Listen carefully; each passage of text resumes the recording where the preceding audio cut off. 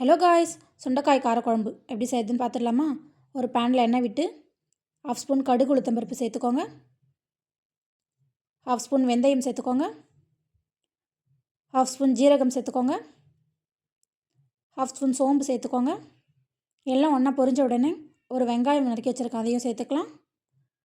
ஒரு பச்சை மிளகாய், கருவேப்பிலை கொஞ்சம் சேர்த்துக்கோங்க. 5லேருந்து 6 பல் பூண்டு தட்டி சேர்த்துருக்கேன். சுண்டைக்காய் விதை நீக்கி க்ளீன் பண்ணி வச்சுருக்கேன், அதையும் நம்ம சேர்த்துக்கலாம். 3லேருந்து 4 தக்காளி அரைச்சி வச்சுருக்கேன், அதையும் சேர்த்துக்கலாம். தக்காளி நல்லா எண்ணெயிலே வதங்கட்டும். க்ளோஸ் பண்ணி வச்சிடலாம். எண்ணெய் நல்லா பிரிஞ்சு வந்திருக்கு பாருங்கள். இந்த ஸ்டேஜில் குழம்பு மிளகாய்த்தூள் சேர்த்துக்கலாம். 2லேருந்து 3 ஸ்பூன் மிளகாய்த்தூள் சேர்த்துருக்கேன்.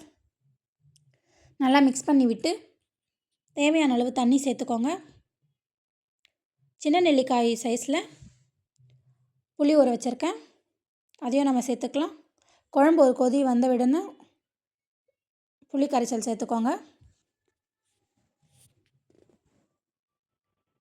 புளி கொஞ்சம் நீங்கள் அதிகமாக சாப்பிடுவீங்கன்னா, புளிப்பாக சாப்பிடுவீங்கன்னா புளி கொஞ்சம் அதிகமாக சேர்த்துக்கோங்க. அவ்வளோதான். குழம்பு கொதித்த உடனே கொத்தமல்லி தழை கொஞ்சம் சேர்த்துக்கோங்க. சுண்டைக்காய் ஸ்கின் டிசீஸ்க்கெல்லாம் ரொம்ப நல்லது, அடிக்கடிக்கு சாப்பிடுங்க. ட்ரை பண்ணி பார்த்துட்டு கமெண்ட்டில் சொல்லுங்கள்.